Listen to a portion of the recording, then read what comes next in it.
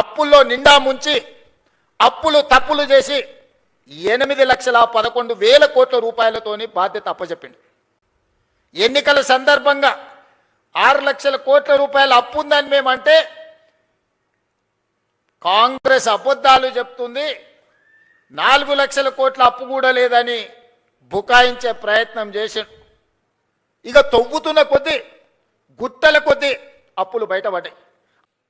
10 ఏళ్లకే BRS పాలన, 12 ఏళ్ల నరేంద్ర మోడీ పాలన, 2.5 ఏళ్ల మా పాలన మీద చర్చ పెడదాం. 26,13,000 హెక్టార్లు మాత్రమే.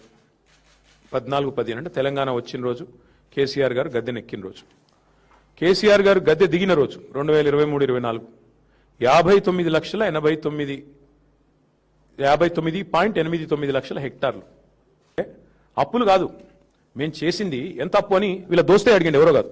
వీళ్ళ దోస్తు ఒక ఆయన ఉన్నాడు, చీకటి స్నేహితుడు, మాధవనేని రఘునందన్ రావు అని ఎంపీ, బీజేపీ ఎంపీ, చీకటి దోస్తు రేవంత్ రెడ్డి. ఆయనతో నేను అడిగిపించిండు, ఏంది అసలు అప్పులు ఎంత అని పార్లమెంటులో ఒక ఎంపీ గారు అడిగితే పార్లమెంట్లో కేంద్ర ప్రభుత్వం ఇచ్చిన మీ బడేబాయ్ ఇచ్చిన సమాధానం, మీ పెద్దన్న మీ బడేబాయ్ ఏం చెప్పినల్లా, కేసీఆర్ వచ్చిన రోజు అప్పులు ఎంత, దిగిపోయిన రోజు అప్పులు ఎంత అంటే ఇగో ఇది, this is the total picture presented to parliament by RBI by CAG. ఏమని చెప్పారు అందులో, కేసీఆర్ గారు అధికారంలోకి వచ్చిన రోజు 72,000 కోట్ల అప్పు రాష్ట్రం ఎత్తి మీద ఉన్నది. కేసీఆర్ దిగిపోయిన రోజు 3,50,000 కోట్ల అప్పు. Total public det of Telangana.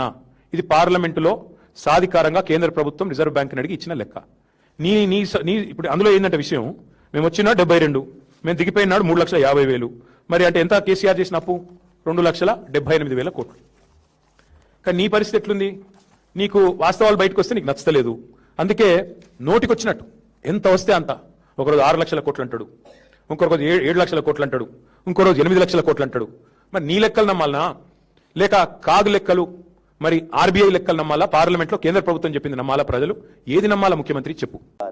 ఒకసారి ప్రెస్లో ఈ లెక్కలు ఇవి, మేము ఈ అప్పు చేయలేదు, కేటీఆర్ చెప్పిన ప్రకారం 3,50,000 కోట్లే. కాబట్టి ఒకసారి ఇది కూడా వినిపిస్తాం మీకు. డిసెంబర్ 3 నాడు దిగిపోయే నాటికి రాష్ట్రం మీద ఉన్న మేము తీసుకొచ్చిన నిధుల కూర్పు మొత్తం కలిపితే కేవలం 3,17,015 కోట్లు మాత్రమే. కేవలం 3,17,015 కోట్లు మాత్రమే.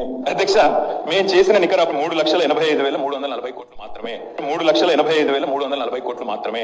మా 10 ఏళ్ల పాలనలో తెచ్చిన అప్పు 4,26,499 కోట్లు. 4,26,499 కోట్లు. 10 ఏళ్ల బీఆర్ఎస్ కాలంలో జరిగిన మొత్తం అప్పు కేవలం 4,17,496 మాత్రమే. 4,17,496 మాత్రమే. వీళ్ళు అసెంబ్లీలో బావమడ్డులు అసెంబ్లీ సాక్షిగా చెప్పిన మాటలు. మీరు దానికి కట్టుబడి ఉన్నారా? నేను మాట్లాడిన దానికి నేను కట్టుబడి ఉన్నా, నేను రాజీనామా చేయడానికి సిద్ధంగా ఉన్నా. పారిపోయే లక్షణం కానీ పౌరుషం లేని కాదు, నా పౌరుషం మీద ఇది అలాగే తర్వాత చెప్తాం. క్వశ్చన్ ఇక్కడ వీళ్ళకు లెటర్స్ రాస్తున్నాం, దీనికి సమాధానం జవాబు ఏమని చెప్పండి. కేటీఆర్ను హరీష్ రావును లెక్కలు మొత్తం దీనిలో ఉన్నాయి, దీనికి సమాధానం రాతపూర్వకంగా సమాధానం ఏమని చెప్పండి. హరీష్ రావు, కేటీఆర్ అండ్ కేసీఆర్ మీకు వీటిని వాట్సాప్ ద్వారా సమాధానం చెప్పి సంతకం చేసి సమాధానం పెట్టండి. మీ వాట్సాప్ ద్వారా నాకు పెట్టండి. నేను చెప్పింది అబద్ధమైతే నేను దానికి సిద్ధంగా ఉన్నాను. మీరు చెప్పింది నిజమనేది కూడా సిద్ధం, మీరు రుజువు చేయగలిగితే మరి మీరేం చేస్తారు. నేను చెప్పిన నేను రాజీనామా చేస్తా, మంత్రి పదవికి ఎమ్మెల్యే పదవికి నేను ఇచ్చిన లెటర్లో ఉన్నది ఒక్క అంశం అబద్ధమైనా కూడా నేను రాజీనామా చేయడానికి సిద్ధంగా ఉన్నా, ఎమ్మెల్యే పదవికి మంత్రి పదవికి చెప్పిన. జూపల్లి కృష్ణారావు గారు, తెలంగాణ భవన్కి వస్తాను, 8 లక్షల కోట్ల అప్పు చేయలేదని మీరు రుజువు చేస్తే అక్కడే రాజీనామా చేసి వెళ్తాను అన్నారు. అంటే జూపల్లి కృష్ణారావుకు చీము నెత్తురుంటే, ఆయనకేమైనా పాలమూరు పౌరుషం ఉంటే తక్షణమే ఆయన రాజీనామా చేయాలి. నిన్నేమన్నాడు, 8 లక్షల కోట్ల అప్పు బీఆర్ఎస్ ప్రభుత్వం చేసింది, అది నేను చూపిస్తాను నిన్న అన్నాడు. ఇవాళ ఏమన్నాడు తెలుసా, ఆయనే 1,00,000 కోట్లు తగ్గించి 7 లక్షల కోట్ల అప్పు చేసిందని ఇవాళ మాట్లాడిండు. నిజంగా చర్చ జరుగుంటే 3 లక్షలకో 4 లక్షలకో ఒప్పుకునేవాడు, ఇంకో 3 లక్షలు తగ్గేది.